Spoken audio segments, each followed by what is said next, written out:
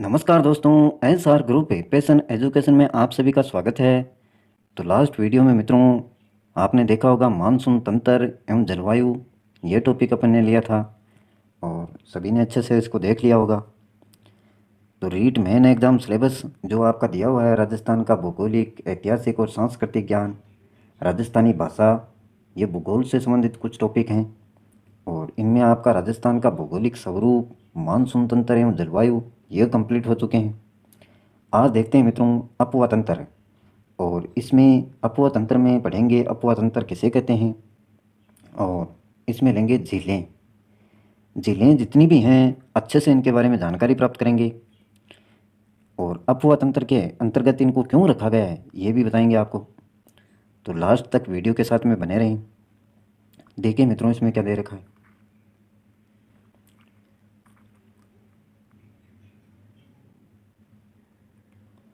अपवा तंत्र ये टॉपिक है। अपवा देखिए मित्रों, परिभाषा की अगर बात करें अपवा की, तो किसे कहते हैं? किसी नदी या निश्चित वाहिका। वाहिका मित्रों कहते हैं जो बहाकर अपने साथ में जल को ले जाती है, उसको वाहिका बोलते हैं। निश्चित वाहिका द्वारा अपने साथ जल का प्रवाह करना अपवाह कहलाता है। किसी नदी, कोई भी नदी हो या निश्चित वाहिका हो, उसके द्वारा अपने साथ में जल का प्रवाह करना यानी जल को बहाकर अपने साथ में ले जाना, उसको कहते हैं अपवाह। परिभाषा इसके ध्यान में रखेंगे। और अपना टॉपिक है अपवा तंत्र। अपवा तंत्र तो किसी नदी एवं उसकी सहायक नदियों, किसी नदी एवं उसकी सहायक नदियों द्वारा किसी क्षेत्र से जल को बहा कर ले जाना, किसी क्षेत्र से जल को बहा कर ले जाना क्या कहलाता है? आपका अपवा तंत्र कहलाता है। तो दोनों की परिभाषा, अपवा किसे कहते हैं? अपवा का मतलब होता है किसी नदी या निश्चित वाहिका द्वारा अपने साथ में जल को बहा करके ले जाना, और अपवा तंत्र में आपका आता है किसी नदी एवं उसकी सहायक नदियों द्वारा किसी क्षेत्र विशेष से जल को बहा कर ले जाना क्या कहलाता है? आपका अपवा तंत्र कहलाता है। डेफिनेशन याद रखें। आगे देखिए इसमें जल संभर एवं जल विभाजक है। जल संभर एवं जल विभाजक किसे कहते हैं? वह सीमा जो किसी एक अपवा तंत्र को दूसरे अपवा तंत्र से क्या करती है? अलग करती है, जल विभाजक रेखा कहलाती है। जैसे कोई नदी या जो भी आपकी वाहिका है उसके द्वारा जल को ले जाया जा रहा है किसी क्षेत्र विशेष से, तो इसको तो कहेंगे अपवा तंत्र। और इस अपवा तंत्र को दूसरे अपवा तंत्र, मान लीजिए यहाँ से कोई नदी जल को बहा करके ले जा रही है, और इसके बीच में जो सीमा है, इसके बीच में जो सीमा है या रेखा है जो इसको दो भागों में विभाजित करती है, उसको कहते हैं मित्रों जल विभाजक रेखा, या जल संभर भी बोला जाता है इसको, जल संभर। तो इस प्रकार के नाम दे दिए जाते हैं कंफ्यूज करने के लिए आपको, इसको भी ध्यान में रखेंगे। जल संभर इसी में दे रखा है। अरावली पर्वतमाला महान भारतीय जल विभाजक रेखा है। अरावली पर्वतमाला क्या है? महान भारतीय जल विभाजक रेखा है, और जिसका विस्तार पालमपुर जो आपका पड़ता है गुजरात में, पालमपुर से लेकर के रायसीना दिल्ली तक है 692 किलोमीटर। कितना है? 692 किलोमीटर की दूरी है अरावली पर्वतमाला की, पालमपुर से लेकर रायसीना दिल्ली तक।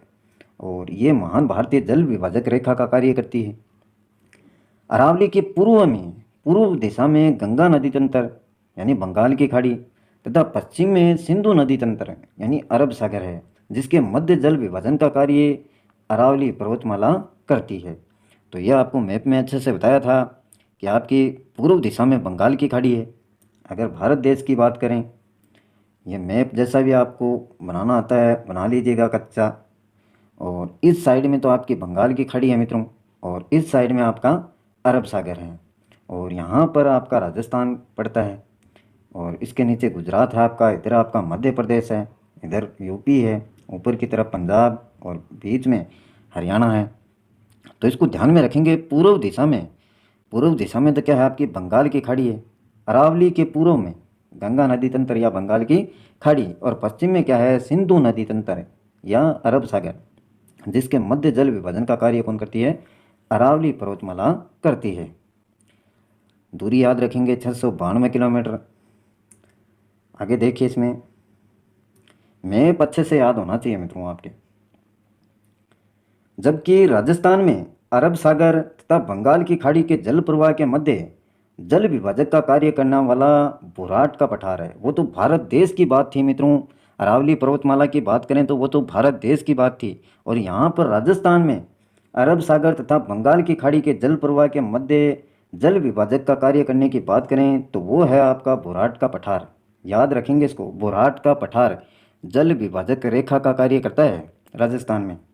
और इसके विस्तार की बात करें तो उदयपुर गोगुंदा, गोगुंदा पड़ता है उदयपुर में, से कुंभलगढ़ राजसमंद तक है। इसका विस्तार की बात करें बुराट के पठार की तो उदयपुर गोगुंदा से लेकर कुंभलगढ़ राजसमंद तक है। और अरावली के पूर्व में है बनास, बेड़च, मेनाल नदियां हैं। बनास, बेड़च, मेनाल नदियां हैं। तो पश्चिम दिशा की बात करें तो पश्चिमी बनास, साबरमती और लूनी। ये जब नेक्स्ट टॉपिक मित्रों आपको करवाएंगे नदियों वाला, तो उसमें मैप के द्वारा अच्छे से समझाएंगे कौन सी नदी का उद्गम स्थान कहाँ से है और किस क्षेत्र में वो विलुप्त होती है या किस क्षेत्र में जाके गिरती है। ये सब कुछ उस टॉपिक में आपको बताया जाएगा विस्तार से। अभी आप ये याद रखेंगे इसमें कि अरावली के पूर्व में क्या है, बनास है, बेड़च है, मेनाल नदियाँ हैं। तो पश्चिम में आपकी पश्चिमी बनास, साबरमती और ये लूनी है। नेक्स्ट देखिए, राजस्थान में जल संरक्षण। राजस्थान में जल संरक्षण, संरक्षण का मतलब होता है मित्रों, संरक्षण का मतलब होता है उसको एकत्रित करना। किस प्रकार से उसको एकत्रित कर सकते हैं। राजस्थान में परंपरागत, परंपरागत का मतलब होता है पुराने समय से, परंपरागत जो पुराने समय से चलता आ रहा है। परंपरागत जल संरक्षण विधियों में सर्वाधिक प्रचलित विधि है आपकी झीलें। झीलों के द्वारा इसका जल संरक्षण किया जाता है राजस्थान में। और राजस्थान की झीलें देखिए कौन कौन सी हैं। तो राजस्थान में मीठे पानी की भी झीलें हैं मित्रों और खारे पानी की भी झीलें हैं। इनका विस्तार से यहाँ पर वर्णन है, अच्छे से देखेंगे टॉपिक को। राजस्थान में मीठे पानी की प्राकृतिक झील पहली दे रखी है आपकी पुष्कर झील, जो अजमेर में पड़ती है। पुष्कर झील अजमेर में मीठे पानी की प्राकृतिक झील है। अन्य नाम देखे इसके, तीर्थराज इसको कहा जाता है, तीर्थों का मामा भी इसी को कहते हैं और हिंदुओं का पांचवा तीर्थ है ये पुष्कर झील। अन्य नाम भी याद रखेंगे, तीर्थराज इसको कहा जाता है, तीर्थों का मामा इसी को बोलते हैं और हिंदुओं का पांचवा तीर्थ भी क्या है, पुष्कर झील है मित्रों, जो अजमेर में पड़ती है। इम्पोर्टेंट फैक्ट्स ही लाता हूँ मित्रों में, बाकी तो आप बुक से कितना भी पढ़ें इनके बारे में। राजस्थान की सबसे बड़ी प्राकृतिक झील है कौन सी, पुष्कर झील। ज्वालामुखी क्रिया द्वारा निर्मित क्रेटर कोल्डर झील का उदाहरण है। क्रेटर का मतलब होता है मित्रों खड्डे से, जैसे गड्ढा बन जाए अपने, ज्वालामुखी विस्फोट होता है, विस्फोट के कारण एक गहरा खड्डा बन जाता है और उस खड्डे में बरसात का पानी या नदियों का पानी एकत्रित हो जाता है और वो क्या बन जाती है, आपकी झील बन जाती है। तो ये पुष्कर झील भी इसी प्रकार की झील का उदाहरण है मित्रों, ध्यान में रखेंगे इसको। ज्वालामुखी में क्या हुआ, विस्फोट हुआ, विस्फोट होने के बाद में क्रेटर या कोल्डर बन गया और वही किसका निर्माण हो गया, वहाँ पर झील का निर्माण हो गया, पानी एकत्रित हुआ उसमें और उसको क्या नाम दे दिया, झील नाम दे दिया। तो ध्यान में रखेंगे, क्रेटर या कोल्डर नाम आ सकते हैं ये। पुष्कर झील, लोनार झील महाराष्ट्र के बाद, एक लोनार झील पड़ती है महाराष्ट्र में, के बाद भारत की दूसरी बड़ी ज्वालामुखी क्रिया से निर्मित झील है।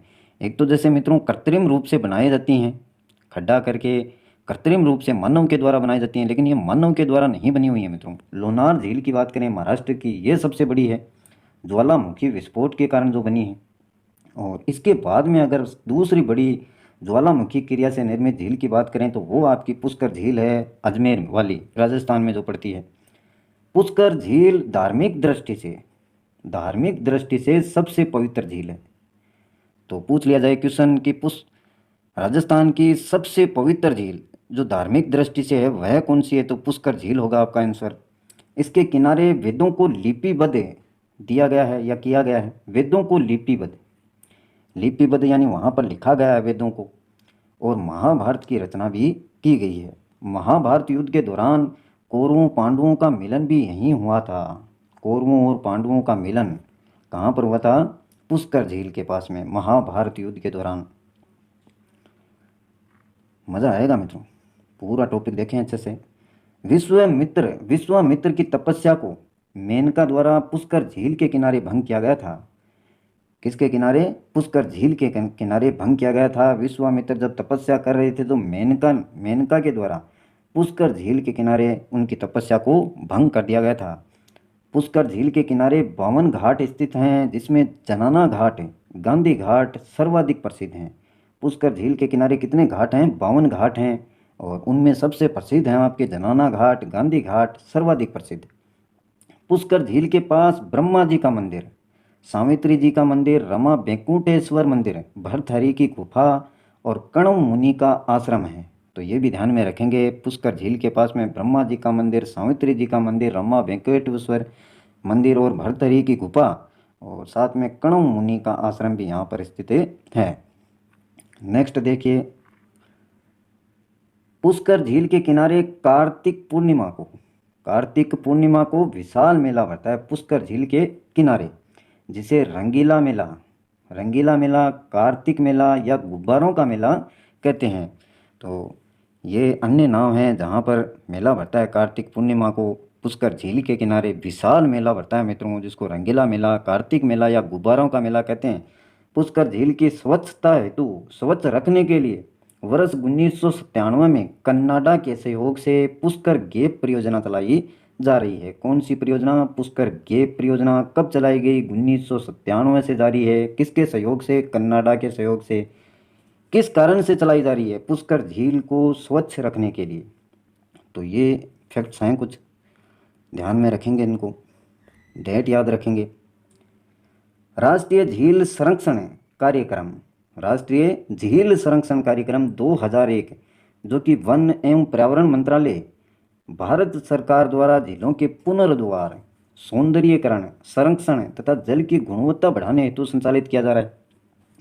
पुनरुद्धार यानी कहीं से कोई भी झील है, वो मान लीजिए कहीं से लीकेज है या कहीं पर भी क्षतिग्रस्त है, तो उसको पुनः ठीक करना, उसके सौंदर्यीकरण को बनाए हुए रखना, गंदगी उसमें ना होने देना। संरक्षण तो उसको बचाने के लिए, और जल की गुणवत्ता बढ़ाने हेतु संचालित किया जा रहा है। किसके द्वारा? वन एवं पर्यावरण मंत्रालय भारत सरकार के द्वारा। कब से? 2001 से। राष्ट्रीय झील संरक्षण कार्यक्रम इसको नाम दिया गया है। इसमें पुष्कर झील सहित राजस्थान की 6 झीलें शामिल हैं। कितनी झीलें? 6 झीलें। पुष्कर झील तो है ही मित्रों, इसके अलावा 5 झीलें और हैं। नेक्स्ट देखिए, नक्की झील, माउंट आबू सिरोही में पड़ती है आपकी नक्की झील।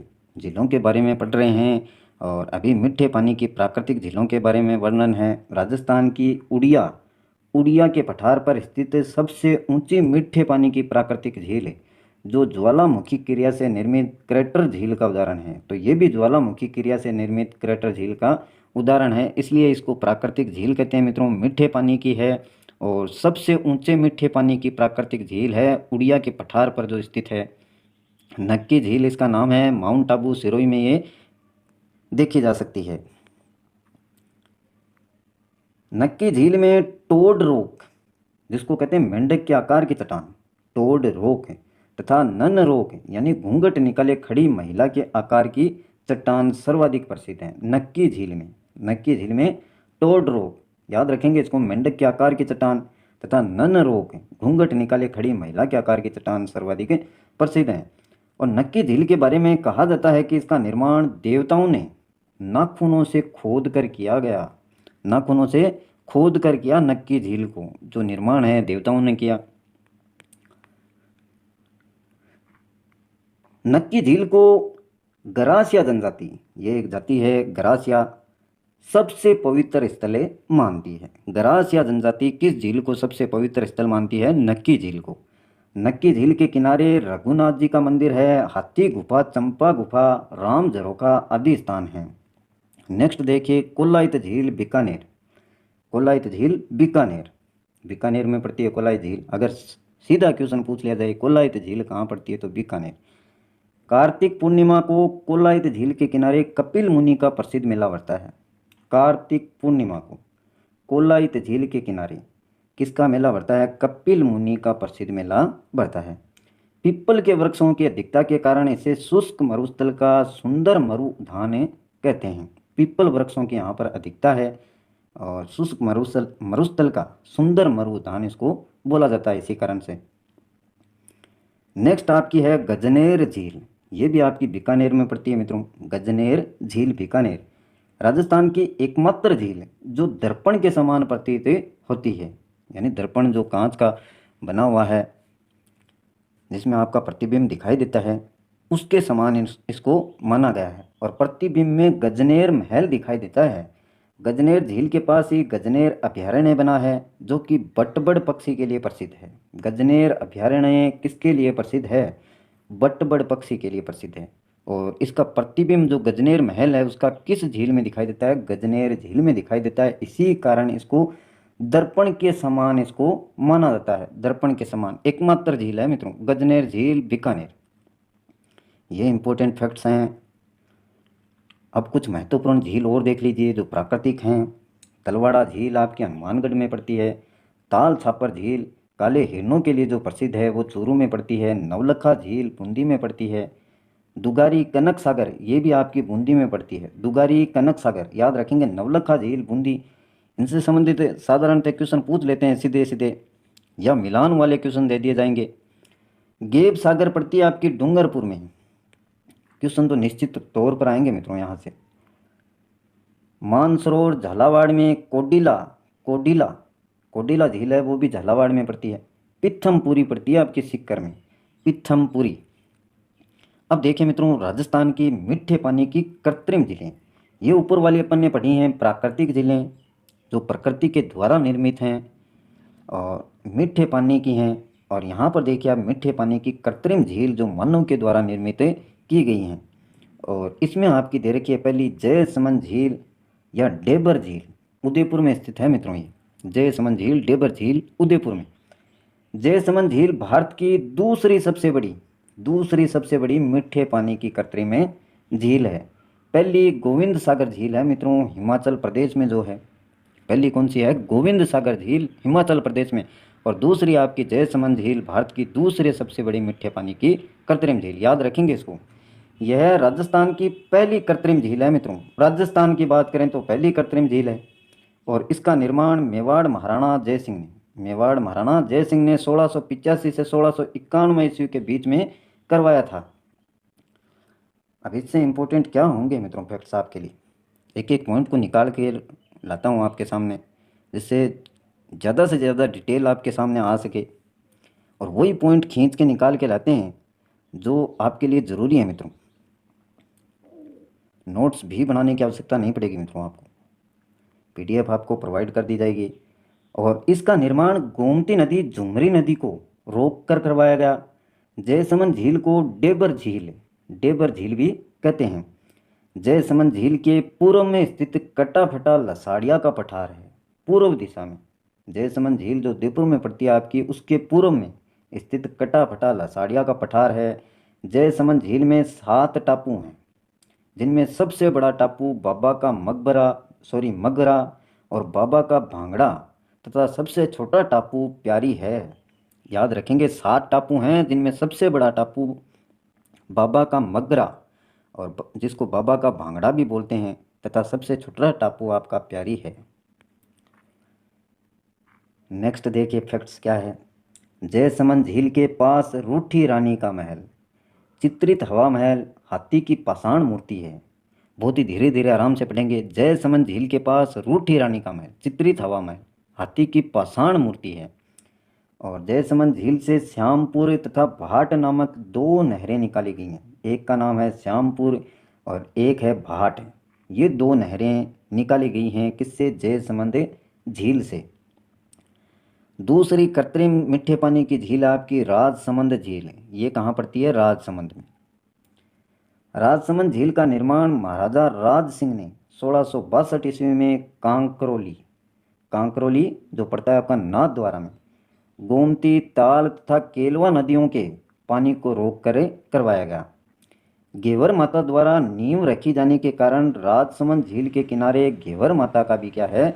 मंदिर है। घेवर माता द्वारा नींव रखी जाने के कारण राजसमंद झील के किनारे क्या है? घेवर माता का मंदिर है। नेक्स्ट पॉइंट है, राजसमंद झील के किनारे नौ चौकी की पाल पर, नौ चौकी की पाल पर विश्व की सबसे बड़ी प्रशस्ति राज प्रशस्ति 25 शिलालेखों पर संस्कृत भाषा में उत्कीर्ण है। राज प्रशस्ति जो प्रसिद्ध है मित्रों, विश्व की सबसे बड़ी प्रशस्ति कौन सी है? राज प्रशस्ति, जिस पर 25 शिलालेखों पर संस्कृत भाषा में उत्कीर्ण है। और राजसमंद झील के किनारे नौ चौकी की पाल है, पर नौ चौकी की जो पाल बनी हुई है उस पर विश्व की सबसे बड़ी प्रशस्ति ये है राज प्रशस्ति, याद रखेंगे उसको। राज प्रशस्ति के लेखक हैं रणछोड़ भट्ट, रणछोड़ भट्ट राज प्रशस्ति के लेखक। राज प्रशस्ति में मुगल मेवाड़ संधि का भी उल्लेख है। मुगल मेवाड़ संधि, मुगल और मेवाड़ के बीच में जो संधि हुई है उसका उल्लेख इसमें है, राज प्रशस्ति में है मित्रों। नेक्स्ट देखिए 3 नंबर, पिछोला झील उदयपुर। पिछोला झील उदयपुर, पिछोला झील का निर्माण 1387 ईस्वी में राणा लाखा के समय पिच्छू बंजारा द्वारा पिछोला गांव उदयपुर में करवाया गया। तो पिछोला झील का निर्माण 1387 ईस्वी में राणा लाखा के समय पिच्छू बंजारा द्वारा पिछोला गांव उदयपुर में इसका निर्माण करवाया गया। पिछोला झील में सिसरमा नदी का जल आता है। कौन सी नदी का जल आता है पिछोला झील में? सिसरमा नदी। तो इस नदी का नाम याद रखेंगे। और पिछोला झील में 2 महल बने हुए हैं, 2 महल बने हुए हैं। तो देखते हैं कौन कौन से महल हैं। पहला महल है मित्रों आपका जग मंदिर महल, जो पिछोला झील में बना हुआ है। पिछोला झील में एक टापू पर बने जग मंदिर महल को ताजमहल का पूर्वगामी कहा जाता है। पिछोला झील में एक टापू पर बने जग मंदिर महल को ताजमहल का पूर्वगामी कहा जाता है। और इसका निर्माण महाराणा करण सिंह ने प्रारंभ करवाया था, किंतु इसका कार्य पूरा महाराणा जगत सिंह प्रथम ने करवाया था। कार्य की अगर शुरुआत की बात करें तो महाराणा करण सिंह, और पूरा जो कार्य किया वो किया था महाराणा जगत सिंह प्रथम ने। शाहजहां, जिसको खुर्रम भी बोला जाता है, ने दक्षिण दौरे के समय यहाँ शरण ली थी और जगमंदिर महल को देखकर ही शाहजहां को ताजमहल बनाने की प्रेरणा मिली थी। 1857 ईस्वी की क्रांति के दौरान महाराणा स्वरूप सिंह ने अंग्रेजों को शरण दी थी। 1857 ईस्वी की क्रांति के दौरान महाराणा स्वरूप सिंह ने अंग्रेजों को शरण दी थी। पिछोला झील राजस्थान की पहली झील, राजस्थान की पहली झील है जहां पर सौर ऊर्जा संचालित नौका चलाई जा रही है। सौर ऊर्जा, सूर्य की जो ऊर्जा मिलती है या बिजली मिलती है उसके द्वारा संचालित नौका यहाँ पर चलाई जा रही है पिछोला झील। दूसरा महल था मित्रों जग निवास महल, जग निवास महल। इस महल का निर्माण करवाया महाराणा जगत सिंह द्वितीय ने। महाराणा जगत सिंह द्वितीय ने इसका निर्माण करवाया जग निवास महल का।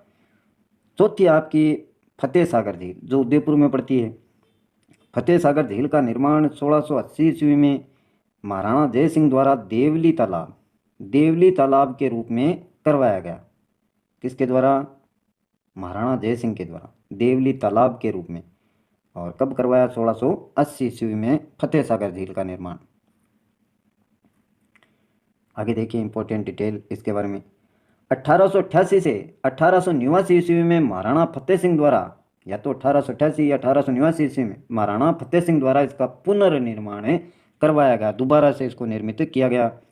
फतेह सागर झील की नींव अंग्रेज अधिकारी ड्यूक ऑफ कनॉट द्वारा रखी गई। याद रखेंगे, फतेह सागर झील की नींव अंग्रेज अधिकारी ड्यूक ऑफ कनॉट द्वारा रखी गई, इसलिए फतेह सागर पर बने बांध का नाम क्या है? कनॉट बांध रखा है।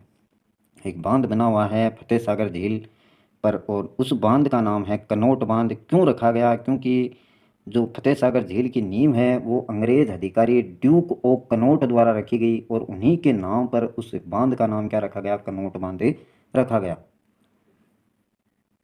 आगे देखिए इसमें फतेह सागर के सबसे बड़े टापू पर, फतेह सागर के सबसे बड़े टापू पर नेहरू उद्यान, दूसरे टापू पर सौर वेधशाला और सबसे छोटे टापू पर जेट माउंटेन स्थित है।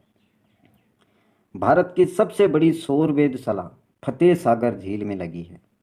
अब इससे ज़्यादा इंपॉर्टेंट फैक्ट्स क्या होंगे मित्रों?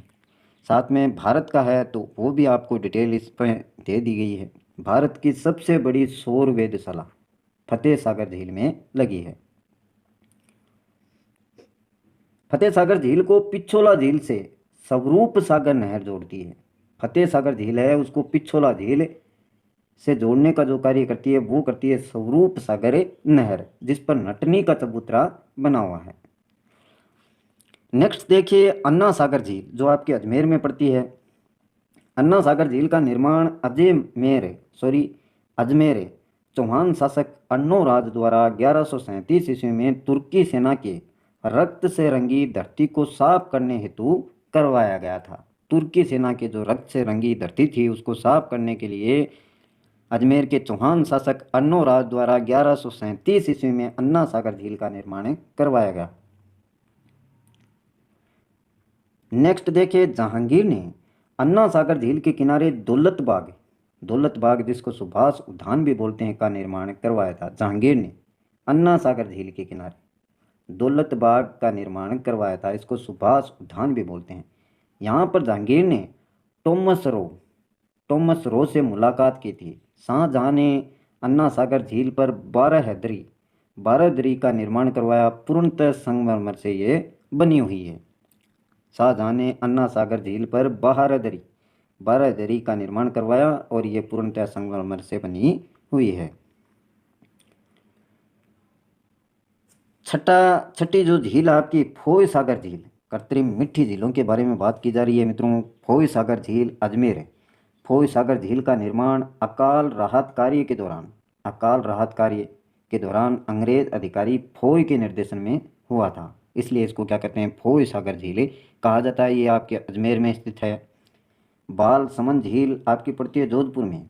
बाल समंद झील का निर्माण गुर्जर प्रतिहार शासक बालक राव, जिसको बाउक बोलते हैं, ने करवाया था। याद रखेंगे, गुर्जर प्रतिहार शासक बालक राव, जिसको बाउक बोला जाता है, ने बाल समंद झील का निर्माण जोधपुर में करवाया। 8वीं है आपकी कायलाना झील जो जोधपुर में पड़ती है। इसका निर्माण जोधपुर के महाराजा सर प्रताप सिंह ने अकाल राहत कार्य के दौरान करवाया था। सर प्रताप सिंह। सिलीसेड झील 9वीं जो लोअर में पड़ती है आपकी सिलीसेड झील का निर्माण अलवर के महाराजा विनय सिंह ने करवाया था। और इनके अलावा देखिए ये भी ध्यान में रखेंगे, जेत सागर झील आपकी बूंदी में, राम सागर झील है धौलपुर में, तेज सागर प्रतापगढ़ में। बहुत सारी झीलें हैं राजस्थान में। मूल सागर जैसलमेर में, अमर सागर जैसलमेर में, गज रूप सागर जैसलमेर में, गढ़ सीसर ये भी जैसलमेर में है, और पन्ना साह तालाब यह आपका है झुंझुनू में, पन्ना साह तालाब। अब देखिए मित्रों ये जो थी मीठे पानी की झीलें, कृत्रिम और प्राकृतिक। और अब देखते हैं राजस्थान की खारे पानी की झीलें। याद तो आपको सब करनी पड़ेंगी। खारे पानी की झीलें तो देखिए उत्तर पश्चिम राजस्थान में मुख्यतः खारे पानी की झीलें पाई जाती हैं, जो कि टेथिस सागर का अवशेष है। उत्तर पश्चिम वाला भाग टेथिस सागर का क्या है, अवशेष है। यह आपको पहले ही बताया था, गोंडवाना लैंड, टेथिस सागर, ये सब कुछ आपको बताया हुआ है। पहले वाले टॉपिक देखते रहे मित्रों। कावोद झील यह आपकी पड़ती है जैसलमेर में। कावोद झील कहाँ पड़ती है, जैसलमेर में। राजस्थान की सर्वश्रेष्ठ नमक उत्पादन झील है। दूसरी है लूणकरणसर झील जो बीकानेर में पड़ती है। राजस्थान या भारत की उत्तरतम खारे पानी की झील कौन सी है, लूणकरणसर झील। लूणकरणसर झील कहाँ पड़ती है मित्रों, देखिए बीकानेर में। कहाँ पड़ती है, बीकानेर में। और राजस्थान भारत की उत्तरतम खारे पानी की झील है। तीसरा देखिए आपका डीडवाना जो नागौर में पड़ता है। डीडवाना कहाँ पड़ता है, नागौर में। और इस झील के नमक में सोडियम सल्फेट ज़्यादा पाया जाता है। Sodium sulphate Na2SO4। इस झील के नमक में सोडियम सल्फेट ज़्यादा पाया जाता है, अतः इस झील का नमक खाने योग्य नहीं है। कौन सी झील का नमक खाने योग्य नहीं है, तो इसमें कुछ मीठे पानी की झीलें दे दिए जाएं, उनमें तो वैसे भी नमक नहीं बनता है, और एक नाम ये दे दिया जाए, तो आपका आंसर क्या होगा, डीडवाना नागौर।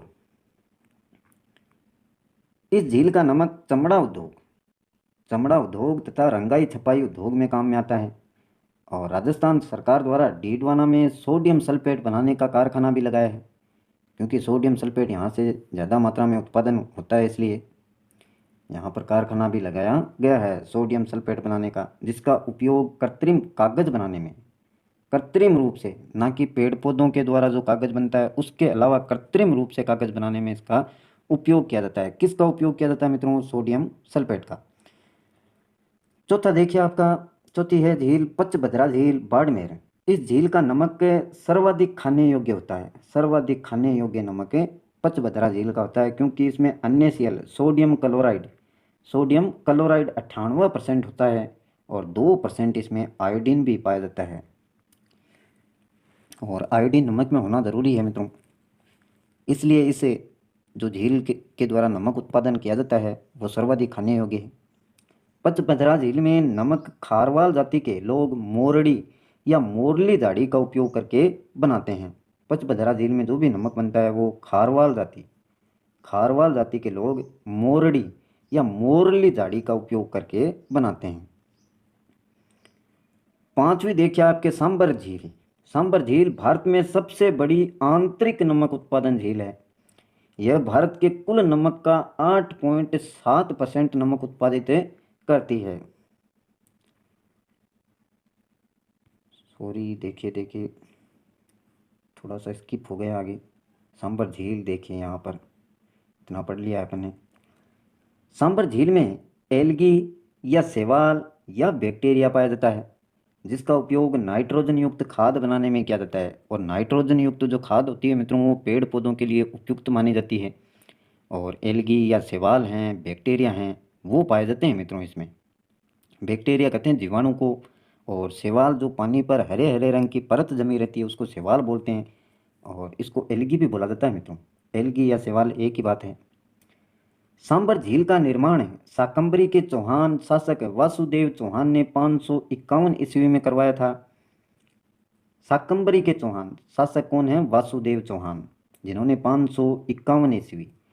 अभी तो देखो मित्रों आपको जोर आ रहा होगा पढ़ने में, याद करने में, लेकिन मित्रों जब क्वेश्चन पूछे जाएंगे इसी प्रकार के उठाए जाएंगे, तो यहाँ से डेट उठा ली जाए तो आपको ध्यान में रखनी पड़ेगी मित्रों। और सांबर झील का निर्माण पूछ लिया जाए किसने करवाया, तो कहाँ के चौहान थे ये भी पूछा जा सकता है। शाकंभरी के चौहान शासक वासुदेव चौहान ने 551 ईस्वी में करवाया था। सांबर झील रामसर साइट की सूची में भी शामिल है, रामसर साइट की सूची में भी शामिल है। और सांबर झील 3 जिलों में आती है, 3 जिलों में आती है, जयपुर, नागौर एवं अजमेर। ये भी इंपॉर्टेंट पॉइंट है, सांबर झील किन 3 जिलों में आती है? जयपुर, नागौर एवं अजमेर। तो 3-3 करके इस प्रकार से ऑप्शन दे दिए जाए, वहाँ पर पूछ लिया जाए सांबर झील इनमें से किन 3 जिलों में आती है, तो कन्फ्यूजन वाले क्वेश्चन बन जाते हैं। फिर ध्यान में रखना इनको, जयपुर, नागौर एवं अजमेर। नेक्स्ट पॉइंट देखिए, राजस्थान का सबसे निम्नतम बिंदु है। राजस्थान का सबसे निम्नतम बिंदु, अगर समुद्र की गहराई के स्तर की बात करते हुए देखें तो सबसे निम्नतम बिंदु कौन सा है? सांबर झील वाला क्षेत्र। सांबर झील में नमक क्यार पद्धति से निकाला जाता है, ऐसे क्यारियाँ बना ली जाती हैं मित्रों, और उन क्यारियों की मदद से यहाँ पर नमक उत्पादन किया जाता है। जो भी सांबर झील में एकत्रित पानी है उसको क्यारियों में डाल दिया जाता है और पानी वाष्प के रूप में निकल जाता है सूर्य की तेज़ गर्मी के कारण, और वहाँ पर जो भी नमक है वो एकत्रित हो जाता है ढेरों के रूप में, उनको उठा लिया जाता है और फिर उसका शुद्धिकरण होता है। शुद्धिकरण करके फिर पैकेटों में मार्केट में भेज दिया जाता है। इस प्रकार से नमक क्यार पद्धति से निकाला जाता है। सन 1960 में राजस्थान सरकार द्वारा सांबर साल्ट लिमिटेड की स्थापना की गई। राजस्थान सरकार द्वारा सांबर साल्ट लिमिटेड की स्थापना कब की गई? 1960 में। वर्ष 1964 में यह भारत सरकार के अधीन आ गई और इसका नाम हिंदुस्तान सांबर साल्ट लिमिटेड कर दिया गया। ये भी इंपॉर्टेंट पॉइंट है मित्रों। 4 साल बाद में ही 1964 में यह भारत सरकार के अधीन आ गई, क्योंकि नमक ज़्यादा उत्पादन किया जा रहा था यहाँ से, और नमक उत्पादित होगा तो जो केंद्र सरकार है या भारत सरकार है उसकी नज़र में आया, तो इसने क्या किया, भारत सरकार ने अपने अधीन में ले लिया और इसका नाम कर दिया हिंदुस्तान सांबर साल्ट लिमिटेड। अब देखिए मित्रों, राजस्थान में जल संरक्षण, जल को किस प्रकार से संरक्षित किया जा सकता है? परंपरागत यानी पुराने जल संरक्षण की विधि। इस विधि में आगोर, झालरा टोबा, मदार, जोहड़, नाड़ी, खडीन, टांका, बावड़ी, नेस्टा, कुई, तालाब, झील शामिल हैं। किसमें? परंपरागत जल संरक्षण की विधियों में। और दूसरा आपकी आधुनिक जल संरक्षण की विधि, और इस विधि के अंतर्गत रेन वाटर हार्वेस्टिंग, जिसको वर्षा जल संरक्षण संग्रहण बोलते हैं, शुष्क कृषि पद्धति शामिल हैं। आधुनिक जल संरक्षण की विधियों में रेन वाटर हार्वेस्टिंग या वर्षा जल संग्रहण और शुष्क कृषि पद्धति शामिल हैं। अब देखिए मित्रों, विस्तार से पढ़ते हैं इनके बारे में, ये भी आपको याद करना है मित्रों। परंपरागत वर्षा जल संरक्षण की विधियां, आगोर और पायतन। आगोर या पायतन, घरों में वर्षा जल संग्रहण हेतु बनाया गया छोटा आंगन आगोर या पायतन कहलाता है। आंगन जो बनाया जाता है, मान लीजिए कोई कुंड बना दी छोटी घर में, जो भी आंगन है वहाँ पर, और बरसात का जो जल का संग्रहण है पाइपों के माध्यम से या कैसे भी आप नालियाँ बनाकर करते हैं, तो उसको क्या बोलते हैं? आगोर या पायतने कहा जाता है। यह एक वर्षा जल संरक्षण की विधि है। बरसात के जल संरक्षण की क्या है? विधि है। आगोर ज़्यादातर ग्रामीण क्षेत्र में होते हैं और यह पश्चिमी राजस्थान में देखने को मिलते हैं। तो सभी चीज़ इंपॉर्टेंट हैं, याद रखेंगे इनको। नेक्स्ट पॉइंट है मदार। मदार देखिए किसको कहते हैं? यह आगोर व पायतन का विस्तृत रूप है, यानी इसका फैला हुआ रूप। तालाब व झील में वर्षा जल संरक्षण हेतु आसपास निर्धारित भू सीमा का निर्धारण करना मदार कहलाता है। जहाँ पर तालाब व झील बनी हुई हैं और उन झीलों के आसपास में वर्षा के जल संरक्षण हेतु जो निर्धारित भू सीमा का निर्धारण किया जाता है, उसको क्या कहते हैं? मदार कहते हैं। मदार वर्षा जल संरक्षण एवं संग्रहण की क्या है? विधि है। राजस्थान का इसका विकास पश्चिमी राजस्थान के ग्रामीण क्षेत्रों में देखने को मिलता है। नेक्स्ट आपकी खड़ीन। खड़ीन किसको बोलते हैं? देखिए, बालू का स्तूप के मध्य वर्षा जल एकत्र हेतु निर्मित एनीकट को क्या कहते हैं? खड़ीन कहा जाता है। भारत में विशेष प्रकार की कृषि खड़ीन का संबंध राजस्थान के पश्चिमी राजस्थान में जैसलमेर से है। और 15वीं शताब्दी में जैसलमेर में पालीवाल ब्राह्मणों द्वारा जल संरक्षण हेतु बहुउद्देशीय तकनीक का विकास किया गया। कब किया गया? 15वीं शताब्दी में। कहाँ पर? जैसलमेर में। किसके द्वारा? पालीवाल ब्राह्मणों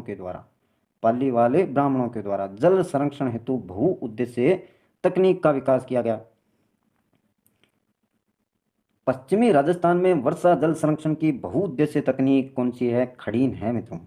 आगे देखें, नेस्टा, नेहटा, नेहड़ या नेड़ा। नेस्टा, नेहटा, नेहड़, नेड़ा। और इनमें से एक क्वेश्चन जरूर आएगा मित्रों, पूछेंगे निश्चित तौर पर। इन शब्दों के बारे में जानकारी होनी चाहिए आपको। किसी जल संरक्षण, नदी, तालाब, झील के अतिरिक्त वर्षा जल को अन्य जल स्रोत में स्थानांतरित करने की विधि क्या कहलाती है? नेस्टा कहलाती है। याद रखेंगे इसको। किसी भी जल संरक्षण, जैसे नदी है, तालाब है, झील है, इनके अतिरिक्त वर्षा जल को अन्य जल स्रोत में स्थानांतरित करते हैं तो उस विधि को क्या कहते हैं? नेस्टा कहते हैं। नदियों में अतिरिक्त जल को नालियां बनाकर खेतों में पहुंचाया जाता है, उस माध्यम को क्या कहते हैं? नेस्टा कहा जाता है। ये एक अन्य परिभाषा मान लीजिए, या इसको बताने का तरीका मान लीजिए। नदियों में जो भी अतिरिक्त जल है, ज़्यादा जल हो गया है, उसको नालियां बनाकर खेतों में पहुंचाया जाता है, उस माध्यम को क्या कहते हैं? नेस्टा कहा जाता है। आसानी से समझ में आ जाएगा। राजस्थान में नेस्टा सर्वाधिक पश्चिमी राजस्थान में लूणी नदी के आसपास मिलता है। और जो लूणी बेसिन में जालोर में लूणी नदी का प्रवाह क्षेत्र को नेड़ा कहा जाता है। लूणी बेसिन में जालोर में लूणी नदी का जो प्रवाह क्षेत्र है, जहाँ से ये बहती है, उसको क्या कहते हैं? नेड़ा कहा जाता है।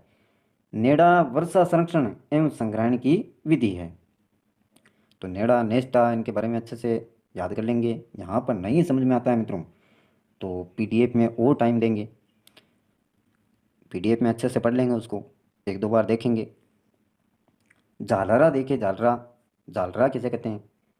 उच्च भूमि क्षेत्र के वर्षा जल रिसाव को संग्रहित या संरक्षित करने हेतु उच्च भूमि के पाद या तलहटी में बनाया गया कुंड क्या कहलाता है? झालरा कहलाता है। जो भी उच्च भूमि यानी ऊंचाई पर स्थित भूमि क्षेत्र है, उसके द्वारा वर्षा जल जो रिसाव होता है, धीरे धीरे रिस कर नीचे जल आता है को संग्रहित है यानी एकत्रित करने के लिए या उसको संरक्षित करने हेतु उच्च भूमि के पाद या तलहटी में जहाँ पर नीचाई वाला स्थान है उसके तल वाले भाग में बनाया गया कुंडी क्या कहलाता है? जालरा कहलाता है। तो इस प्रकार से याद रखेंगे इसको। ऊंचाई वाले स्थान से जल रिसता हुआ नीचे आता है और इसकी तलहटी में इस जल को एकत्रित करने के लिए एक कुंड बनाया जाता है, उसको क्या कहते हैं? जालरा कहते हैं। राजस्थान में सर्वाधिक जालरा जोधपुर में है। सर्वाधिक जालरा या कुंड जो बने हुए हैं वो कहाँ पर हैं? जोधपुर में। जालरा का स्वयं का कोई आगोर नहीं होता है, बल्कि इसको बनाया जाता है मित्रों। जोहड़ देखिए, जोहड़ किसे कहते हैं? जोड़े बोलते हैं ना अपने साधारण भाषा में, जोड़े या जोहड़। शेखावाटी क्षेत्र में वर्षा जल संरक्षण हेतु छोटे तालाब को सर कहा जाता है। ये अपने वाले सर नहीं है मित्रों, ये जो भी छोटे तालाब हैं वर्षा जल संरक्षण के लिए शेखावाटी क्षेत्र में, शेखावाटी क्षेत्र में बनाए जाते हैं। इनको इनको क्या कहते हैं? सर कहा जाता है। और शेखावाटी प्रदेश में आपके चूरू, झुंझुनू, सीकर आते हैं में वर्षा जल संग्रहण एवं संरक्षण हेतु अंतः प्रवाह क्षेत्र में बनाए गए कच्चे कुएं को क्या कहते हैं? जोहड़ कहते हैं। कच्चे कुएं को जोहड़ कहते हैं मित्रों। अंतः प्रवाह क्षेत्र है जो जमीन पर जल बहता है वर्षा का, उसको संग्रहण या संरक्षित करने के लिए कच्चे कुएं बनाए जाते हैं, उनको जोहड़ कहते हैं।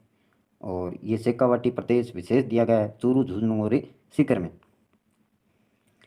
आगे देखिए, शेखावाटी क्षेत्र में पक्के कुएं को नाड़ा कहा जाता है। शेखावाटी क्षेत्र में पक्के कुएं हैं उनको क्या कहते हैं? नाड़ा कहते हैं। और जो कच्चे कुएं बने हुए हैं उनको क्या कहते हैं? जोड़ कहते हैं। दोनों याद रखेंगे, दोनों दिए हैं मैंने इसीलिए। कच्चे कुएं को तो जोड़ कहते हैं और पक्के कुएं हैं उनको नाड़ा कहा जाता है। नाड़ा नाड़ी दोनों ही हैं, देखिए मित्रों, नाड़ी भी आ गई। अब राजस्थान में परंपरागत जल संरक्षण की विधियाँ, पुराने समय के जो जल संरक्षण की विधियाँ हैं वो देखें। नाड़ी, छोटे तालाब व पोखर को नाड़ी कहा जाता है। छोटे तालाब होते हैं उनको नाड़ी कहा जाता है। राजस्थान में सर्वप्रथम नाड़ी का निर्माण महाराजा राव जोधा ने करवाया था, महाराणा राव जोधा ने। और नाड़ी का सर्वाधिक प्रचलन जोधपुर क्षेत्र में है। अब टोबा देखे, टोबा किसको बोलते हैं? टोबा यह नाड़ी का विस्तृत रूप है, यानी नाड़ी को फैला दिया जाए या ज़्यादा दूरी में हो तो उसको जो अधिक गहरा हो तथा ऊपर से चतुर्भुजाकार या वर्गाकार हो उसको क्या बोलते हैं? टोबा बोलते हैं। कुई या बेरी देखिए किसको बोलते हैं? कुई या बेरी। तालाबों व झीलों के पास, तालाबों व झीलों के पास 10-12 मीटर गहरा गर्त या खड्डा होता है जिसमें तालाब झील के जल का रिसाव होता है रहता है, और उसको क्या बोलते हैं? कुई या बेरी कहा जाता है। तालाब या झीलों के पास 10 से 12 मीटर गहरा गर्त है जिसमें तालाब या झील के जल का क्या होता रहता है? रिसाव होता रहता है, और उसको क्या बोलते हैं? कुई या बेरी कहा जाता है। टांका देखिए आप, टांका। घरों में जल संरक्षण हेतु निर्मित कुंड बनाए जाते हैं उनको टांका कहलाता है या टांका बोला जाता है। घरों में जल को संरक्षण करने के लिए टंकी बोलते हैं अपन, टंकी भी बोलते हैं, कहीं पर टांका भी कहते हैं, कुंड बनाते हैं। अब देखिए आधुनिक जल संरक्षण की विधियाँ, ये तो थी परंपरागत जल संरक्षण की विधियाँ। अब देखते हैं आधुनिक जल संरक्षण की विधियाँ। पहली दे रखी है आपके रेन वाटर हार्वेस्टिंग, वर्षा जल संग्रहण। रेन वाटर हार्वेस्टिंग, वर्षा जल संग्रहण की यह सबसे आधुनिक विधि है। राज्य में जल की कमी को देखते हुए, जल की कमी वैसे भी आपको पता ही है राजस्थान में जल की कमी रहती है, बरसात तय समय पर होती नहीं है या कम होती है या कहीं पर ज़्यादा मात्रा में होती है मित्रों। कमी को देखते हुए राज्य सरकार ने वर्षा जल संग्रहण हेतु 300 वर्ग मीटर क्षेत्र से अधिक आवास परिसरों, संस्थानों, प्रतिष्ठानों, होटलों आदि पर इस सिस्टम को लगाना अनिवार्य कर दिया है। बरसात के जल को संरक्षित करने के लिए रेन वाटर हार्वेस्टिंग द्वारा निम्नलिखित प्रकार से वर्षा के जल का संचयन किया जा सकता है। वर्षा जल को सीधे जमीन में उतारना, जो भी बरसात का जल है, जैसे ये मकान बने हुए हैं आपके, यहाँ पर कोई चैम्बर बना दिया इस प्रकार का और उसको थोड़ा गहरा कर दिया, और जो भी पानी आएगा इस चैम्बर में एकत्रित होगा और फिर ज़मीन में धीरे धीरे रिसता हुआ चला जाएगा। थोड़ा बड़ा चैम्बर बना देंगे जिससे उसमें पानी जितना भी एकत्रित होता है बरसात का वो इकट्ठा हो जाए। या खाई बनाकर रिचार्जिंग करना, कुओं में पानी उतारना, कुओं में पाइपों के द्वारा या नालों के द्वारा कैसे भी करके उसको पानी को उतारना, ट्यूबवेल में पानी उतारना या टैंक में पानी जमा करना। बड़े बड़े टैंक बना लिए जाते हैं या ज़मीन में गड्ढे खोदकर तालाब का एक आकार दे दिया जाता है उनमें। अब देखिए शुष्क कृषि पद्धति, दूसरा दे रखा है इसमें बी, शुष्क कृषि पद्धति। शुष्क, शुष्क का मतलब सूखापन होता है मित्रों, मैं बार बार बता चुका हूँ। शुष्क कृषि यानी गैर संचित शुष्क भूमि पर कृषि तकनीक है जो वर्षा जल को रोकने, मिट्टी की नमी के वाष्पीकरण को दबाकर मिट्टी में पानी को भंडारित करने और पानी का प्रभावी उपयोग करने की तकनीक है। शुष्क कृषि पद्धति में फव्वारा पद्धति तथा बूंद बूंद सिंचाई पद्धति का प्रयोग कर वर्षा जल का सदुपयोग किया जाता है। या तो फव्वारों के माध्यम से जो भी फसल है उस पर छिड़काव किया जाता है या बूंद बूंद सिंचाई की जाती है। इस प्रकार से पाइप लगा दिए जाते हैं उन पौधों के पास में और उन पाइपों के छेद कर दिया जाता है छोटे छोटे। तो ये बूंद बूंद सिंचाई है आपकी। या फुहारों के माध्यम से फुहारे लगा दिए जाते हैं और उन फुहारों के माध्यम से उस फसल पर छिड़काव किया जाता है, तो इसको बोलते हैं शुष्क कृषि। अब देखिए कुछ इंपॉर्टेंट फैक्ट्स और हैं। सांबर झील में उत्तरी एशिया से पक्षी आते हैं जिन्हें फ्लेमिंगो कहते हैं। सांबर झील में उत्तरी एशिया से जो भी पक्षी आते हैं उनको क्या कहते हैं, फ्लेमिंगो। हाल ही में सांबर झील में फ्लेमिंगो पक्षियों के मरने का कारण ब्यूटोलिज्म या बोटुलिज्म रोग है। बहुत सारे पक्षी मरे थे मित्रों, सरकार की काफ़ी आलोचनाएं हुई थी। फ्लेमिंगो जो पक्षी थे वो काफ़ी मात्रा में मरे थे सांबर झील के किनारे, और इनमें एक रोग आ गया था जिसका नाम है ब्यूटोलोजिम या बोटुलिज्म। सांबर झील की लंबाई की बात करें तो 32 किलोमीटर है और चौड़ाई की बात करें तो 12 किलोमीटर लंबी चौड़ाई है। तो ये था मित्रों अफवाह तंत्र से झीलों के बारे में जानकारी। तो अच्छे से समझ में आया होगा टॉपिक, बहुत ही धीरे धीरे आपको बताया गया है प्रत्येक पॉइंट को। और पीडीएफ आपको प्रोवाइड कर दी जाएगी टेलीग्राम में। डिस्क्रिप्शन में आपको प्रत्येक जो भी ग्रुप है मेरा उसका लिंक आपको मिल जाएगा, वहाँ पर आप टेलीग्राम पर ज्वाइन हो सकते हैं। और मेहनत तो देखो मित्रों करनी पड़ेगी आपको, याद आपको करने हैं, बता दिया जाएगा, प्रत्येक पॉइंट को बताया जाएगा। और ज़्यादातर आपको ये भी पता है कि मेरे टॉपिकों में इम्पोर्टेंट फैक्ट्स होते हैं। आप 5 लाइनें बुक में से पढ़ेंगे, उनमें से जो उचित लाइन होगी उसको मेरे द्वारा यहाँ पर बताया जा रहा है और उन्हीं में से क्वेश्चन आते हैं मित्रों। तो वीडियो अच्छा लगे तो लाइक करना, अपने मित्रों के साथ में शेयर करना, और चैनल को सब्सक्राइब नहीं किया तो प्लीज़ सब्सक्राइब कर लें जिससे आने वाले प्रत्येक वीडियो के नोटिफिकेशन आपको लगातार मिलते रहें। आज के लिए बस इतना ही, कल फिर मिलते हैं एक नए टॉपिक के साथ, तब तक के लिए।